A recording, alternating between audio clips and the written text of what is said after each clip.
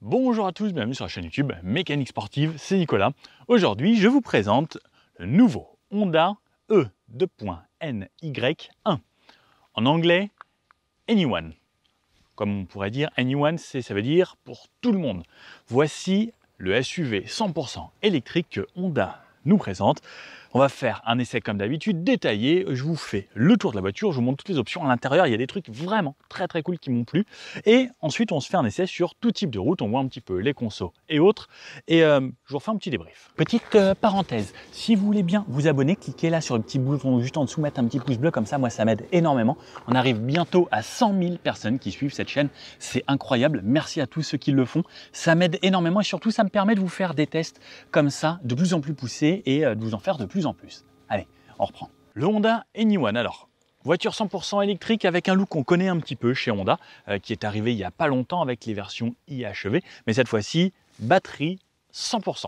Pas de motorisation qui sert de rechargateur ou de prolongateur d'autonomie.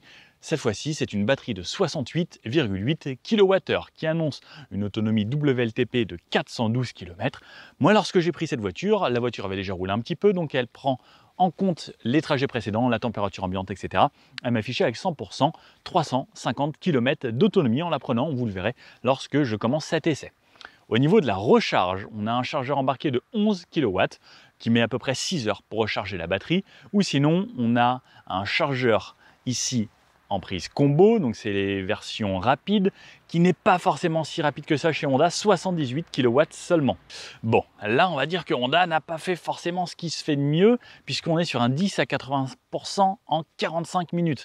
On connaît des voitures qui le font beaucoup plus rapidement, maintenant on dépasse quasiment 100 kW chez la plupart des marques, voire on monte maintenant jusqu'à 250 pour les marques un petit peu plus premium où on recharge très rapidement. Là c'est une plateforme et une architecture 400 volts, mais 78 kW, on aurait bien aimé peut-être un petit peu plus.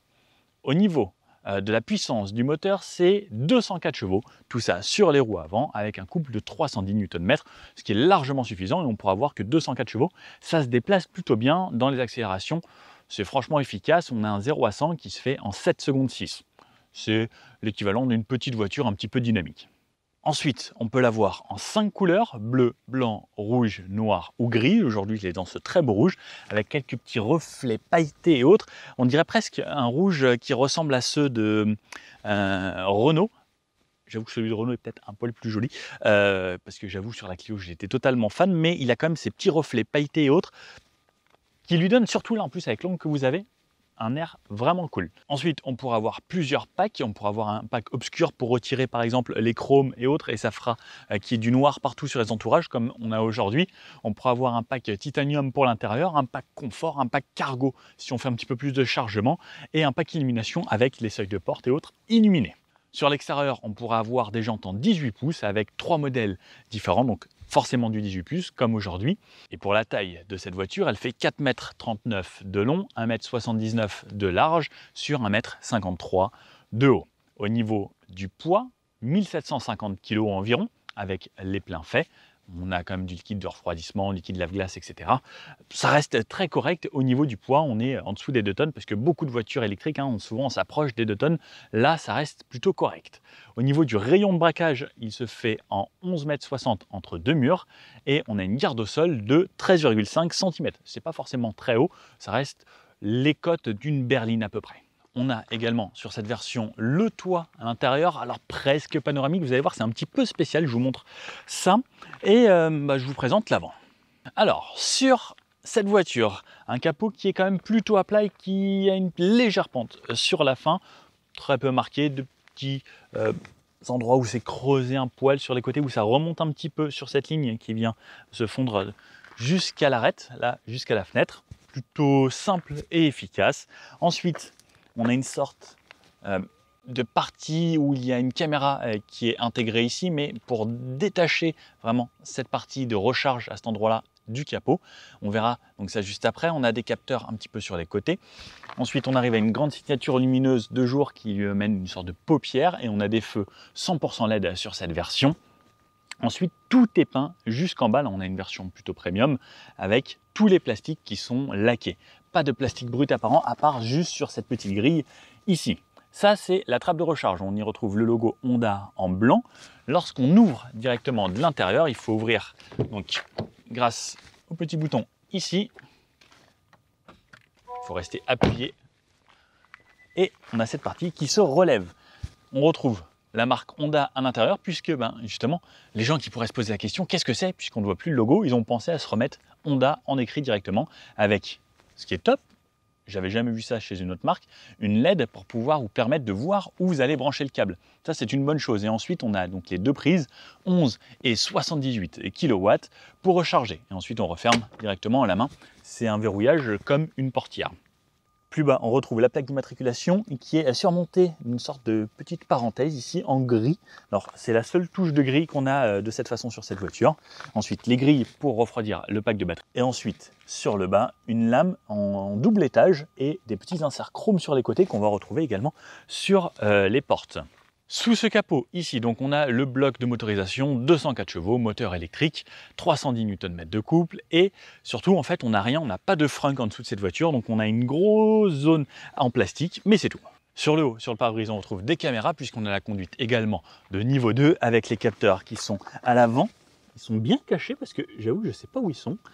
D'habitude, on voit toujours un bloc là ou là. Alors, soit c'est intégré dans le logo Honda, peut-être là, ces petits capteurs sur les côtés. En tout cas, on ne voit pas le bloc pour la conduite et le régulateur adaptatif. Sur le côté, donc 4,39 m de long, ça reste un SUV, on va dire, plutôt compact. Ce n'est pas les plus gros qui dépassent les 4,50 m souvent. Plutôt bas également, 1,53 m. Je crois que c'est à peu près la hauteur d'une Mégane, les nouvelles EasyTech. Jantes de 18 pouces comme vous pouvez voir. Alors ce que j'aime bien avec tous ces bâtons, ça ressemble un petit peu à des véhicules un petit peu plus premium. Et ce qui est bien, c'est ce que beaucoup de voitures ne font pas, c'est on a les arches de roue ici qui sont peintes, donc toujours en noir, avec cette baguette chromée qui fait le tour sur le bas, qu'on retrouve déjà sur l'avant autour de la lame, qui ensuite vient se prolonger ici. Il ne me semble pas que sur l'arrière ça y soit. Non, sur l'arrière, il n'y a pas sur le côté, mais par contre, toute la partie arrière également. Ça amène des petits détails qui donnent du charme à cette voiture. On a sur le pack ici obscur, donc pas de chrome comme on peut le voir là sur les parties hautes ou hautes, c'est en noir. Poignée type frigo ici et la poignée pour les places arrière directement intégrée sur le haut de la porte et qui est bien cachée. Je trouve ça plutôt joli. On a bien sûr le keyless, la clé dans la poche, on tire la poignée, on peut rentrer dans le véhicule. Des rétros en noir également avec des caméras, puisqu'on a un pack de caméras 360 haute résolution. On voit super bien.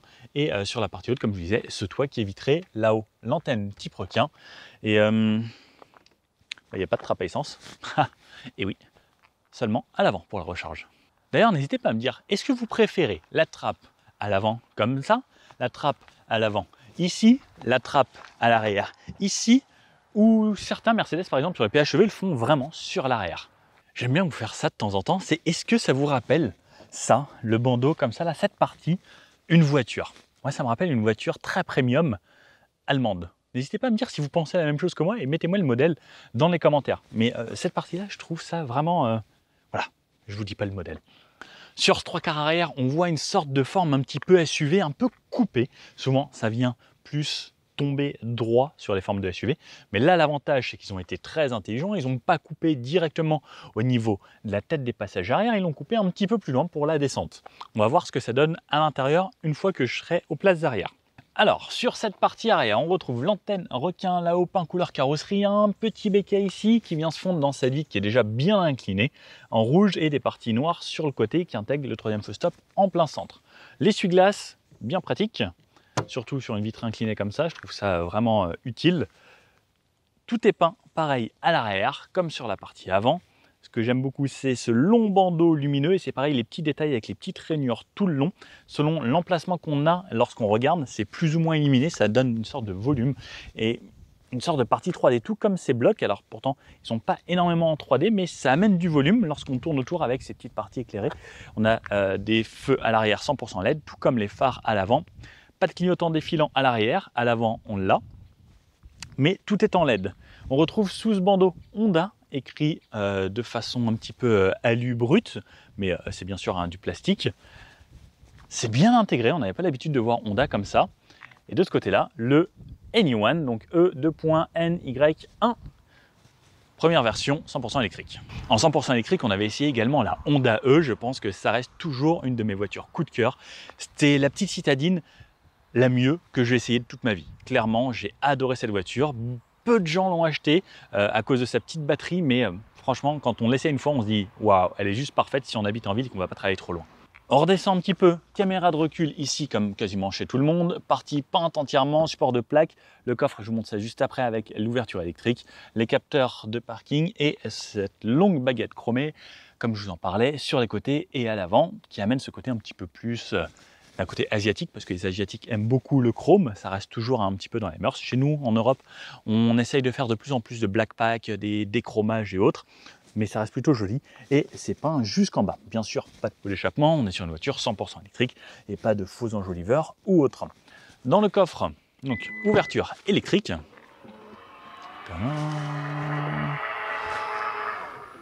Voilà, une ouverture à vitesse moyenne. Il y en a certains, des fois c'est plus lent, il y en a des fois c'est beaucoup plus rapide. Je crois que c'était la Maybach qui se refermait hyper rapidement, genre comme si on était pressé. Dans ce coffre, un volume de 344 litres. Lorsqu'on rabat les banquettes, on va jusqu'à 1136 litres. 344 litres. Vous me connaissez. L'animal rentre dedans sans trop de problème. Heureusement que je ne suis pas du gibier qui a trop mangé. On a une petite LED là, de quoi accrocher les sacs avec les crochets de ce côté-là. Et un endroit par exemple où je peux mettre là, mon petit sac de chez Decat. Ici, une LED également de ce côté-là. On a le plancher qui se rabat, enfin pas le plancher, les sièges qui se rabattent et qui nous fait un plancher plat, 2 tiers, 1 tiers, fixation top taser et isofix sur les 2 sièges arrière à l'extrémité. Sous le plancher ici, on retrouve un endroit pour pouvoir y loger ses câbles, le triangle et le kit anti-crevaison.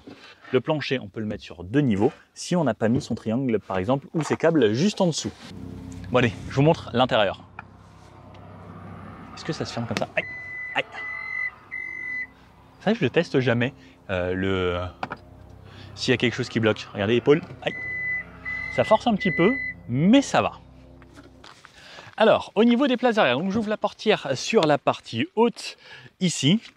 La portière a un bon angle d'ouverture et je viens m'installer directement à l'intérieur. Hop, je me plie un petit peu et je tombe sur cette banquette ici, plutôt jolie.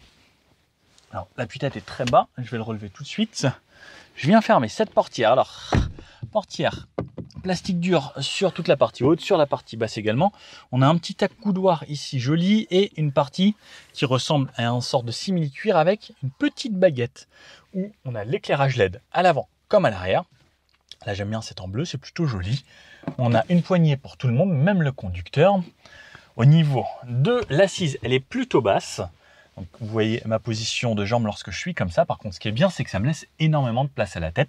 Ils ont été intelligents, ils ont dit on va quand même rabaisser un poil la banquette, mais au moins on laisse de la place pour pas se cogner la tête. J'ai de l'espace aux genoux gigantesque. Et, non mais c'est vraiment très grand au final. Je ne m'attendais pas à ça. Regardez tout ce qu'il y a comme espace devant moi. Bah waouh, c'est vraiment pas mal. Au niveau de l'assise et du dossier, le dossier est plutôt confort, il est moelleux. Par contre, pas énormément de maintien latéral, hein, même quasiment pas. C'est des sièges qui sont très ouverts. L'appui-tête est plutôt confort. Ce qui est bien, c'est qu'il est long. Il maintient bien du bas du cou jusqu'en haut de la tête. En fait, pour se reposer, c'est vraiment pas mal. J'ai de la place pour mes pieds, même pour mettre en dessous des sièges. D'ailleurs, vous avez vu, j'ai acheté une nouvelle basket. Toute neuve, juste pour vous. Ici, des pochettes de chaque côté. Un plancher totalement plat, puisque voiture électrique, donc plateforme avec les batteries en dessous, on n'a pas besoin de mettre de tunnel. Un petit vide-poche de ce côté-là, 2 ports USB type C et la climatisation où on a juste les aérations. On ne peut pas régler sa température, mais on peut régler le débit d'air et l'orientation avec 2 petits aérateurs. Fixation top taser Isofix sur les 2 sièges extrémités. De ce côté-là, on a un accoudoir central. C'est très rigolo ça. Il va jusqu'en bas. Souvent, vous savez, il reste comme ça. Là, il tombe tout en bas. Ok. Pourquoi pas? Alors, c'est un petit peu bizarre, puisque ça fait que j'ai le coude qui va vers le bas. On a quand même double porte-gobelet ici. Ouais. Ça me met un petit peu déstabilisé. J'ai pas les 2 coudes à la même hauteur. La banquette se rabat de cette façon très facilement. Donc, plancher quasiment plat. On voit juste que c'est un poil plus incliné. Ici, la ceinture reste sur le côté. Ça, c'est une très bonne chose. La place du milieu. Donc, on a les boucles de ceinture ici et la ceinture. Alors, c'est mis au plafond. Ça, j'avoue que je suis pas fan du tout. Et puis, on attache d'un côté, après on vient attacher de l'autre. Et après, il faut bien remettre ça, le mettre comme ça, et que ça vienne se bloquer. Bon, j'avoue que ça, c'est pas foufou. J'avoue que j'aurais préféré que ce soit sur la banquette. Bon, ici, qu'est-ce que ça donne? Oula! Oh la vache! Alors là, par contre, ici, c'est très dur, c'est très ferme. Lorsque je viens m'asseoir, j'ai la boucle de gauche qui me gêne un petit peu. Ça va lorsqu'on les bouge un poil. Par contre, ici, alors, je ne sais pas si vous voyez bien, mais ma tête touche directement puisque cette partie est vraiment montée beaucoup plus haute. J'ai de la place pour les pieds. Dommage qu'il y ait ça, sinon j'aurais pu vraiment mettre mes pieds au milieu. Mais les rails sont montés assez loin. Il y a de l'espace. Par contre, si je me mets droit moins 1m80, ça passe pas là-haut. Je veux vraiment toucher cette partie. Bon, sinon les 2 sièges sur les côtés, on est très très bien. Alors regardez là, voilà. Donc là, pour les enfants. Bon, ils ont fait un truc que je ne comprends pas. C'est plutôt que d'avoir, comme à l'avant, un rideau très simple, ils ont mis des attaches. Je dois déclipser comme ça. Et les panneaux, je ne sais pas quoi en faire ensuite. Alors c'est cool, hein, il y a cette partie vitrée qui vient jusqu'à l'arrière avec juste ce renfort au milieu, un petit peu comme une Tesla avec les LED. Mais les gars, on aurait pu mettre un deuxième rideau là qui se déroulait de ce côté, quoi. Alors c'est cool parce que ça laisse beaucoup d'espace ici, mais je sais pas quoi en faire, quoi. Sinon il faut les mettre dans le coffre. Mais quand on a envie de se mettre à l'ombre, ça veut dire qu'il faut aller dans le coffre. Souvent on va les mettre en dessous du seuil. Un peu dommage. Surtout que c'est beau, quoi, sans. Enfin, c'est hyper lumineux. Alors ça se clipse et ça se déclipse facilement, mais faut les emmener, quoi. Est-ce que ça se... Ah non, ça se monte même pas des 2 côtés en plus. Il faut bien remettre droite à droite et gauche à gauche. Bon, ça se remet très simplement également. Allez, je vous emmène à l'avant. Allez, venez avec moi découvrir l'avant. Bon, est-ce que vous avez trouvé? Là, regardez, là, comme ça. Ce feu s'est arrondi, tout ça, là. Je compte sur vous. Poignée, donc type frigo. Hop, j'ouvre la portière. Alors, sur la partie haute, c'est un petit peu moussé ici. Ensuite, on a cette partie imitation cuir avec, pareil, le bandeau LED ici qui est en bleu aujourd'hui. Partie ensuite plastique dur, les haut-parleurs à cet endroit-là, l'accoudoir moussé et les commandes de fenêtre comme on connaît. Réglage des rétroviseurs, rabattre les rétroviseurs, verrouillage du véhicule, ne pas ouvrir les fenêtres pour les passagers et mes commandes de fenêtre. Ici, on pourra mettre seulement des petites bouteilles. Là, 1,5 litre ne passera pas. Siège à mémoire, non, même pas de mémoire. Siège juste à réglage électrique. Ici, l'inclinaison, l'avance, le recul, le basculement. Ça, c'est pas mal. Monter l'avant. Donc, on a quand même pas mal de réglages. On peut voir qu'ils sont plutôt bien creusés sur le centre avec des bourrelets qui remontent bien ici. Donc ça permettra d'avoir un bon maintien en tout cas sur le bas du dos et sur l'assise. C'est plutôt bien, ça reste un petit peu ferme. Et cette partie plus moelleuse. Voilà à quoi il ressemble sur l'intégralité. Les appuis-têtes qui sont plutôt moelleux, surtout sur le centre. Sinon on ressent un petit peu cette partie-là. Si on se met sur le côté, c'est plus ferme. Anyone sur les tapis, double pédale, le repose-pied sur la gauche. Donc attention par contre le repose-pied, regardez là, il remonte un petit peu. Si on veut mettre son pied, qu'on a des grands pieds, on va avoir le pied sur le haut qui va être un peu incliné. Ouvrir le capot avant. Un petit vide-poche ici pour mettre des petites pièces ou autres. Allez, je viens m'asseoir et regardez, enfin, je vous montre pour le pied. Donc, regardez, par exemple, je suis là et en fait, mon pied tourne puisqu'il ne peut pas se reposer bien sur la partie haute. De ce côté-là, les lumières, l'éclairage, désactiver les bip-bip, les radars de parking pour plus que ça fasse de bruit, désactiver l'ESP, ouvrir le coffre à distance et ouvrir la trappe de recharge sur l'avant. Attention de ne pas oublier lorsqu'elle est ouverte, mais ça vous le signale. Allez, je referme ma portière. Hop, je vais me reculer. Ça va tout doucement. Et on peut voir qu'on a un beau volant rond. Alors, autre chose chez Honda, c'est ça, c'est sous les sièges. Par exemple, vous voyez, on a ces grosses parties. Donc, si on se recule, je ne peux pas mettre mes pieds vraiment au niveau du siège. Donc, par exemple, je suis grand, je veux conduire comme ça, et des fois, je veux me mettre là. Soit il faut que je remonte tout en haut ici, mais je ne peux pas trop ramener les pieds vers moi. Volant rond, et surtout, regardez cet intérieur, tout numérique. Et cet écran de 15 pouces, il est gigantesque. On revient sur lui juste après. Le volant de chez Honda, on le connaît. De ce côté-là, les touches de volume, changer de musique, commande vocale, touche home ici pour retourner dans les menus. Je vais peut-être essayer de vous faire une vidéo sur les menus de chez Honda si ça vous intéresse. On peut régler là sur la gauche. Ensuite, on a les informations principales. Le panneau, le dernier qu'il a vu. Là, je suis en mode éco, je suis en mode parking. On a 3 modes, normal, sport ou éco. Et quand j'appuie sur éco, je peux pas descendre plus bas, il fait pip, pip, pip, pip. Sinon c'est bip. Et si je vais aller plus haut, bip, bip, bip, il me dit t'es déjà au max. La vitesse en km/h, le régulateur de distance. Là, j'ai allumé les feux, donc je vais les éteindre. La puissance, la recharge, de ce côté-là, lorsque je roule, quand je consomme, ça va vers le haut, quand je recharge, ça va vers le bas. Il me reste 346 km à faire, il me reste 85% de batterie. Donc là, je désactive la clim. Si j'allume la clim, je passe à 321 km. Pourtant, il fait 20 degrés dehors, moi je l'ai mis à 21 degrés. Donc on peut voir que la clim, ça consomme un petit peu. Et regardez, quand je l'éteins, off, je repasse à 346. Ensuite, le pourcentage batterie, les aides à conduite, et là vous allez voir, pendant qu'on conduit, on peut avoir les voitures de devant, etc. La voiture à 1000 km et il fait 20 degrés dehors. On peut régler la luminosité du compteur directement ici, c'est plutôt bien. Là, hop, ça me règle à cet endroit-là. Donc ça me règle cet écran et cet écran, donc pour la nuit c'est pratique. De ce côté-là, on a un aérateur, on peut régler la ventilation plutôt diffus, tout droit, ou pas de ventilation. J'aime bien. Un haut-parleur sur la partie haute, ça pour désembuer les vitres sur les côtés. Les rétroviseurs ressemblent à ça. Le miroir est plutôt carré, plutôt qu'en longueur comme d'habitude. On a une plutôt bonne visibilité et l'avertisseur d'angle mort dans le coin. Sur la partie haute, plastique dur, plastique dur, plastique dur partout sur le haut. Un autre haut-parleur là-bas et c'est symétrique sur les côtés. Ensuite, pareil, ce bandeau est quasiment symétrique. On a 2 aérateurs au centre.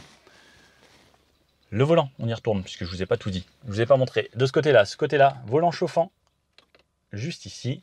Les aides à la conduite, la distance entre moi et la voiture précédente, le centrage de voie, réglage de vitesse et ici le régulateur ou limiteur.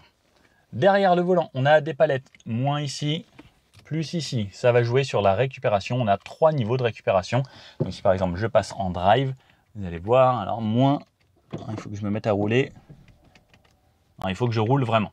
Donc, on a 3 niveaux de récupération, une flèche, 2 flèches, 3 flèches qui vont vers le bas. Ça fera le freinage régénératif. Derrière, de ce côté-là, on a les essuie-glaces avant, arrière, mode automatique. Et de ce côté-là, on a les feux avant, appel de phare, soit en manuel, soit le mode auto. Et les anti-brouillard avant, arrière. Ici, ce que j'aime beaucoup, c'est ça. Le bouton caméra, j'appuie dessus, je passe à mes caméras 360, c'est le bouton le plus intelligent et le plus pratique du monde, puis aller chercher dans les menus, passer à marche arrière, j'ai besoin pour stationner en ville, clique, je clique. Là ici on peut voir l'avant, je peux changer l'angle de vue sur les côtés, la 360 qui est toujours là, c'est quand même vraiment top, et juste la caméra avant, c'est vraiment pratique. Si je passe en marche arrière, ça passera en marche arrière. Retour et je peux quitter de cette façon. Donc on a parlé de ça. On a fait le bouton pour démarrer la voiture, Power, est juste ici, donc directement sur le tableau de bord. Ensuite, on tombe sur cet écran de 15 pouces. Vous avez vu la taille du truc, c'est gigantesque, on dirait l'écran d'une Tesla Model S Plaid. Sur la partie haute, on a la partie GPS ici et la partie CarPlay lorsque je connecte mon téléphone. Alors là, je ne l'ai pas connecté puisque on peut l'avoir en sans fil. Moi, je désactive puisque comme je filme avec mon téléphone, c'était pas pratique. Je connecte le câble qui est en bas ici. Hop. Et là, pour vous montrer à quoi ressemble le CarPlay, normalement, ça va se connecter automatiquement. On a sinon ça et voilà, le CarPlay est apparu. Comme vous pouvez voir, là, c'est très rapide, c'est très fluide. On a tout ce qu'il faut. Hop, on peut retourner à Honda de cette façon si on veut. On a des raccourcis ensuite en dessous, le CarPlay ici, le caméra multivue, l'horloge, les modes d'affichage et ici le GPS que je peux régler directement de cette façon. Donc vous pouvez voir, il est plutôt réactif. J'aime bien, ça fait plutôt moderne. Oise, non, je ne veux pas y aller. Ensuite, un petit peu plus bas, on a la partie média avec le service de radio. Là, je suis en DAB par exemple. Je peux choisir mes sources audio directement ici, FM, USB, le CarPlay, le DAB ou le Bluetooth. Je peux couper l'audio directement ici ou le volume juste là. Alors pour des raisons de droit d'auteur, je ne peux pas vous mettre la radio. Je peux retourner à l'accueil juste ici, avoir les menus qu'on connaît chez Honda. Toutes les applis ici, si je souhaite, je clique là. On peut le voir de cette façon. Je peux retourner en arrière, très simple à chaque fois, la touche retour. Le menu EV, donc ça comme c'est une voiture électrique, les réglages, les paramétrages de charge, etc. Tout est ici. Le débit de puissance, ça c'est lorsqu'on va rouler. Il me donne mon pourcentage de batterie, la petite animation, il me reste 30%, etc. L'ordinateur de trajet, donc ça c'est les consommations et autres, les paramètres, les réglages de véhicule, la simplicité et un petit CarPlay ici. Sinon, on a un raccourci CarPlay à cet endroit-là qui me ramène le CarPlay également. Je peux retourner en retour et retourner à l'accueil et par exemple retourner sur ma radio. Et source audio, j'écoute du DAB parce que c'est beaucoup mieux. Un petit peu plus bas, on a tout ce qui est climatisation. Ça reste toujours ici, ça c'est une bonne chose puisque comme vous pouvez voir, on n'a pas de touche physique à part le désembuyage avant, désembuyage arrière. Je crois que ça c'est une loi européenne, à mon avis, puisque à chaque fois sur toutes les voitures, ça y est comme ça. La climatisation, je l'allume ici. Comment je veux que ça fonctionne à l'intérieur? Est-ce que je veux plus fort, moins fort, de cette façon, ou est-ce que je veux me faire aérer? J'ai le petit bouton ici qui me donne les informations. Où est-ce que je me fais ventiler? On peut voir les petits dessins qui changent à chaque fois. Je peux synchroniser gauche et droite. Là, si je veux que le conducteur, il lui désynchronise. Si je veux synchroniser, je rappuie, il vient se remettre à température du conducteur. La climatisation, l'activer ou la désactiver, ça va jouer également sur l'autonomie de la batterie. Siège chauffant, ici sur 3 positions. Pour moi, pour mon passager, le recyclage d'air si je le souhaite ou pas. Donc soit recyclage d'air, on le voit, il y a les dessins, soit c'est de l'air qui vient de l'extérieur. Ensuite, on a le mode chauffage éco, si on a besoin pour préserver un peu plus d'autonomie. La puissance de ventilation allumée et la clim auto. La touche warning juste ici. Un petit peu plus bas, donc on peut recharger son téléphone par induction, comme vous pouvez le voir ici. Donc j'aurais pu le mettre là si je me connecte en sans fil. Alors je suis pas très fan de l'induction, moi ça fait chauffer le téléphone. Alors je sais pas vous, mais moi j'ai une coque silicone, donc c'est pas top. Et la prise 12 volts juste ici. Donc je préfère le câble et ça recharge plus vite également. De ce côté-là, on a... allez, va-t'en. D'accord, j'enlève tout. Parking. Ici, reculer. J'appuie sur le frein, je tire vers moi. Ça m'active mes caméras de recul, ça recule et ça m'a baissé mon rétroviseur pour voir bien ce qui se passe autour de mes jantes. La touche neutre qui se remet en mode neutre et la touche drive pour rouler. Donc c'est bien, on a des couleurs à chaque fois, rouge, reculé, là, hop, et parking. Les drive modes ici, comme je vous ai montré, sport, normal, éco. Le frein de stationnement ici, activé, désactivé. Le brake hold, c'est le auto hold et ça, c'est le stationnement automatique, donc le park assist. Double porte-gobelet, mais très grand gobelet ici, qu'on va pouvoir mettre. Et d'ailleurs, si on a des vrais gobelets, en fait, ils vont aller très loin. Donc, c'est presque un porte-bouteille. Et juste ici, on a un petit rangement à l'intérieur. La coudoir ici, lui, il ne bouge pas, il reste fixe. Et pour moi, ça va, il tombe pas trop mal. Peut-être un petit peu loin, mais... mon coude arrive sur une zone bien molle ici, comme vous pouvez voir, c'est bien molletonné. Très bien. Rétroviseur sans borne. Au-dessus, on a la touche SOS. Donc on peut voir SOS et désactiver le SOS. Je n'avais jamais vu désactiver le SOS. des petites LED ici qui s'allument de chaque côté lorsqu'on ouvre les portes également. Et on peut choisir juste là. Là, le petit miroir, une LED sur ce côté, pare-soleil en tissu. Tout le reste est en tissu également. On l'a de ce côté-là. Et voilà, la partie ici avec le toit vitré, donc il n'est pas ouvrant. Hop, je peux refermer donc avec ce rideau de ce côté-là. Et comme je vous montrais tout à l'heure, cette partie ici que je dois faire de moi-même. Je vais fermer la fenêtre puisqu'il y a un bus qui est en train de se garer. J'espère qu'il ne va pas me rentrer dedans. Les sièges, je vous les ai montrés. Ce siège-là, lui, par contre, est manuel. Et il faut tirer juste ici. Et comme vous pouvez le voir ici également, il y a cette partie avec ce gros socle sous le siège. Donc, c'est pas pratique. Bon, je pense qu'il reste plus qu'à aller l'essayer, cette voiture, pour voir ce que ça donne sur la route. Et puis, électrique, normalement, ça devrait être pas trop mal. Bon, allez, c'est parti à bord de ce Honda E2.NY1. Anyone, si on le fait plus vite, à l'anglaise. Drive. J'aime bien le bruit du clignotant. C'est vraiment différent des autres marques. C'est un peu mécanique métallique et électronique en même temps. Je trouve ça fun. Donc là, je pars avec 99% de batterie. Donc en gros, 100%. Ça m'indique 350 km d'autonomie. On va voir ce que ça donne en réalité. Donc là, je pars faire un petit peu de route. Il y aura tout type de route sur le chemin. On va voir ce que ça donne.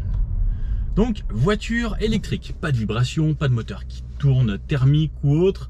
Cette fois-ci, c'est pas comme ce qu'on avait essayé la dernière fois, c'est pas de IHEV, c'est une vraie 100% électrique. Donc, toutes les vitres sont bien fermées.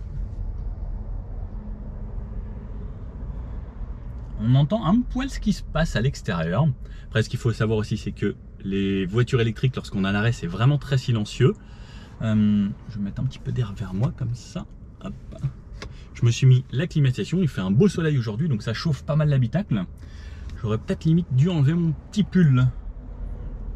Allez, hop, stop ici. Il y a un petit peu de monde aujourd'hui. Après, l'avantage de l'électrique, c'est que normalement, ça décolle assez bien, surtout avec cette puissance. Et allez, si je dois accélérer. Ah oui, ça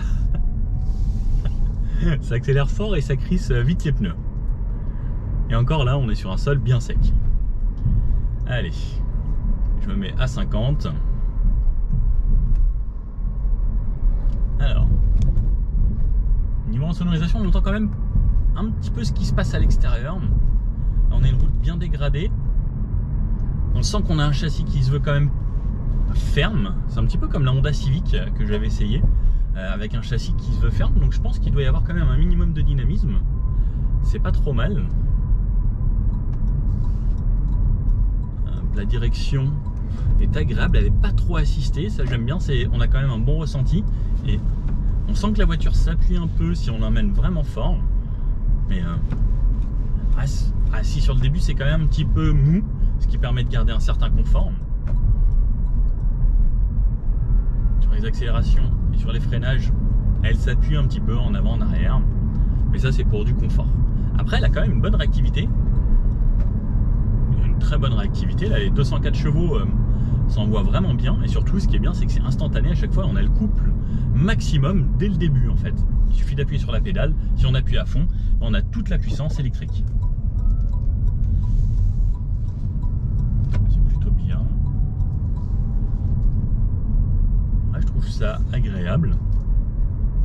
On entend un petit peu le bruit des moteurs électriques lorsqu'on accélère. Ce bruit d'électricité qui va au moteur. Lorsqu'on freine, plus aucun bruit. Quand on s'approche de l'arrêt, c'est pareil, c'est très calme. C'est plutôt pas mal. Et il y a ce petit bruit à basse vitesse quand même qu'on entend un petit peu plus que certaines autres voitures électriques. Après, certaines personnes trouvent que les voitures électriques ça fait pas du tout de bruit, ils trouvent ça un petit peu bizarre. Donc pour ces personnes-là, ça pourrait peut-être leur plaire le fait justement qu'il y ait ce petit son et enfin ça crée une sorte de son mécanique. Hop, on accélère un petit peu. Ici, nickel. Alors ça c'est bien, par contre c'est pour sortir de n'importe quelle position. Par contre même à 50, Si j'accélère à fond, j'étais un petit peu en appui, il y a des roues qui peuvent patiner. Donc il y a quand même beaucoup de couple et beaucoup de puissance. Allez, on va se mettre ici pour accélérer à 110, 90, 100. Average speed check zone ahead. Ici, on va baisser un poil le son. Ça accélère bien pour s'insérer, c'est plutôt pratique. On va se faire un petit 0 à 100 juste après. Speed check zone. Merci. Hop, on se remet à droite. Donc, on a également les aides à la conduite. Je vais me mettre ici 90 pour le début. Le volant qui conduit tout seul. Toutes mes aides à la conduite, ça, moi, c'est ce que j'aime toujours le plus sur ces marques. Alors à 90 sur ce genre de goudron un petit peu rouge, on entend un poil le bruit de roulement, même sur le noir. On a quand même pas mal de bruit de roulement. Alors ça ralentit ici. Il voulait pas que je passe par là? Ah dommage. Ah oui. Ça m'a l'air très bouché. Ah non, j'espère que non. Ah non. Oh non. Oh non. Ça vient de rajouter 20 minutes, j'aurais dû écouter Waze. Pourquoi j'ai fait ça? Oh la loose. Bon, par contre, ce qui est bien, c'est que je peux mettre réinitialiser les aides à la conduite. Et là, dans les bouchons, je me refais conduire. Ça reste quand même un avantage. Est-ce qu'elle va bien détecter la voiture qui s'insère? Un petit peu tard, mais ça détecte quand même. Et ensuite, dans les bouchons, ça reste quand même là où les aides à la conduite sont pour moi le plus utiles. Où ça détend un petit peu, puisque voilà. Là, je prends pas de plaisir à conduire. Le volant se débrouille bien, il m'a pas demandé encore de remettre les mains dessus. Ça c'est bien quand c'est pas trop intrusif et qu'il dit tout le temps remets les mains, remets les mains, remets les mains. Ah, voilà, direction requise. Je touche un petit peu et c'est reparti. Ah non, j'aurais pas dû passer par là. Il me dit de sortir, mais j'hésite à ressortir. Et à reprendre l'autoroute par là-bas. Non, je pense que je vais rester quand même par là. Faire un petit peu de bouchon. Bon, à basse vitesse. Ça reste quand même très calme. Vous mettez un petit peu de musique. Et là, ça devient vraiment plaisant. Cette tablette est gigantesque. On a une bonne visibilité. Moi, ce que j'aime bien, c'est que le CarPlay soit tout en haut et que le CarPlay ne prenne pas tout. Ça, je trouve ça bien parce que des fois, on a le CarPlay, mais ensuite, il faut retourner dans d'autres menus et autres pour changer d'autres choses. Alors que là, j'ai ma partie CarPlay, ma partie voiture, ma partie climatisation.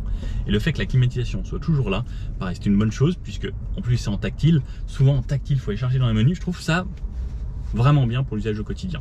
Et ils ont fait des trucs cool, hein, franchement, l'éclairage d'ambiance et autres. Ça fait plaisir.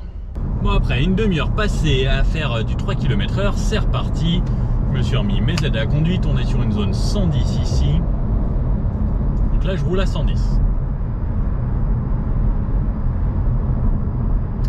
À 110, j'ai un petit sifflement de moteur électrique. Je l'entends légèrement. Là c'est en descente donc moins. Par contre dès qu'il se met un petit peu en contrainte, effectivement, il y a un petit sifflement de bruit électrique. Si j'ai pas de musique, je l'entends. Sinon, je me mets un peu de musique, ça va. Et franchement, là, sur la demi-heure, je me suis mis FG Chic en radio DAB. Et la sono est plutôt bonne en plus. Et j'avoue que j'entendais rien. Là, on est sur une zone où ça roule bien. Même dans les virages, la voiture se débrouille bien. Elle reste bien centrée. On va se remettre sur la droite. Alors on a bien sûr tous les bip bip pour les avertisseurs d'angle mort, etc. Ça se débrouille pas trop mal. Mais c'est juste un petit peu dommage ce sifflement à 110 km/h. Juste après j'essaie de vous faire une zone à 130, voir ce que ça donne également. Et on finira par un petit bout de ville, voir ce que ça donne en manœuvrant et autres. Bon, 90, 110. 110. Ça marche plutôt bien. Et 110, 130, 120, 125, 130. On peut voir que 204 chevaux, c'est largement suffisant. À 130 km/h. Il y a toujours ce petit sifflement. On entend moins les bruits de roulement puisqu'on commence à voir les bruits du vent cette fois-ci.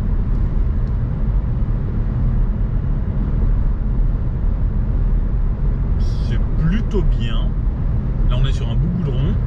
La suspension, elle reste toujours aussi confort. Et sur l'autoroute comme ça, eh bien, on est pas mal. Franchement, ça reste assez agréable. On met à droite et... Non, à 130, c'est pas trop mal. Un peu de bruit de roulement, un peu de bruit du vent, mais ça reste plutôt bien contenu. Et toujours ce tout petit sifflement électrique. Et quand on freine. Après, on le sait bien, sur autoroute, ça va consommer énormément. Donc là, vous allez voir votre consommation s'affoler un petit peu si vous êtes sur autoroute. Pour le moment, là, sur 31 km, on a une moyenne de 19,1 avec un tout petit bout d'autoroute, là, comme vous avez pu le voir, à 130. Et le reste, c'était des bouchons un petit peu de 90, un poil de 110. On va se remettre ici à 90, tranquillement. Moi, ce que j'aime le plus, c'est ça, c'est toutes ces aides. Comme ça, moi, je dépasse pas la vitesse et je respecte bien. Et à l'arrêt, c'est calme et silencieux. On va se faire un petit 0 à 50, là, départ du feu ici. On va voir ce que ça donne. Donc là, je suis en mode normal. Tiens, je vais passer en mode sport, juste pour rigoler. 50, 56 même, sans faire exprès. Ça marche bien hein, pour la ville, ça décolle sans problème. C'est bien efficace. Ça y va bien. Et après, sur un beau goudron comme ça, quand on relâche, franchement, en ville, c'est très très agréable. Pour rouler à 50, et je peux me remettre mon régulateur à 50. J'avoue que là, c'est sympa. Et cette réactivité surtout, bah, c'est ça le plus agréable dans les voitures électriques. Et on est plutôt bien dans cette voiture. C'est peut-être un poil ferme, mais bon, ça reste agréable. Puis là, ça ralentit tout seul. Moi, je m'occupe de rien. Alors, sur des petites routes dégradées comme ça, la suspension filtre bien les défauts.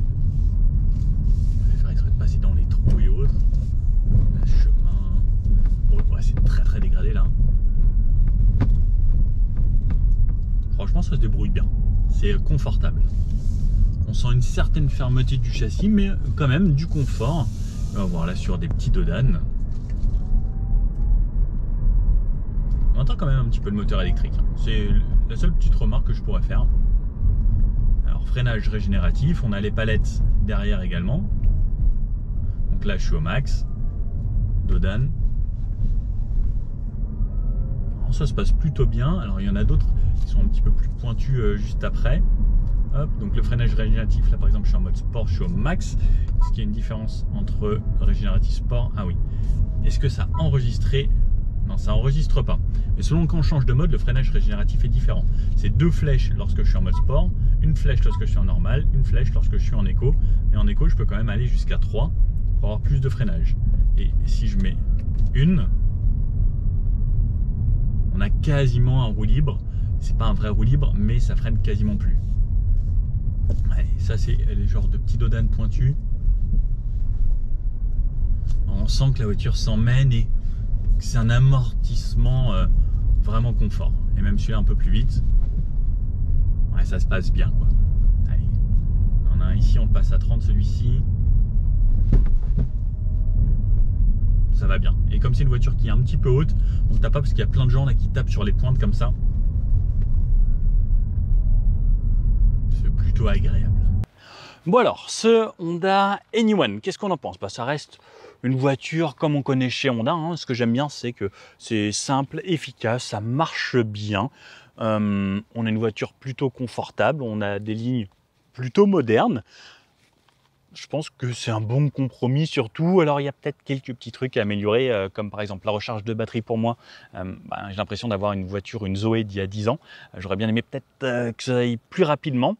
Les consommations sur autoroute sont peut-être un petit peu hautes. J'ai un ami qui a fait des tests pour Automobile Propre.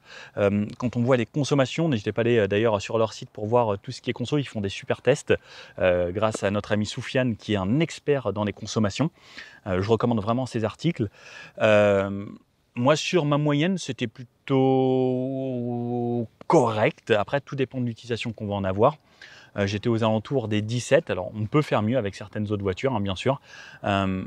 C'est pas forcément la spécialité d'Honda encore, l'électrique, mais je pense qu'ils vont s'y mettre. Après, moi, le plus important, c'est que ça reste une voiture fiable qui marche bien. Il y a peut-être quelques petites améliorations à faire, mais ça reste au général, une bonne auto. N'hésitez pas à me dire ce que vous en pensez de cette voiture. Moi, j'aime bien le design, j'aime bien l'écran, j'aime bien l'intérieur, j'aime bien quand c'est un petit peu moderne. Et surtout, en fait, le fait qu'ils aient bien séparé cet écran en 3 parties, je trouve ça très intelligent comparé à d'autres qui mettent des gros écrans, mais qui, en fait, mettent un seul truc à un endroit en trop grand. Là, j'aime bien. Voilà, c'est pratique et efficace. Bon, si vous avez aimé cette vidéo, n'hésitez pas à mettre le petit pouce bleu comme ça, à vous abonner. On est bientôt 100 000 sur la chaîne. J'espère qu'on y arrivera avant Noël. Je compte sur vous. N'hésitez pas à partager et à dire aux gens de s'abonner. Comme ça, on est bientôt 100 000 et la petite plaque à la maison, ce sera grâce à vous. Et puis, ça me permet de faire encore plus de voitures. Et puis, je sais que vous m'avez demandé des Honda depuis pas mal de temps. Il y a celle-ci et il y en a d'autres qui arrivent très prochainement. Allez, à bientôt. Ciao.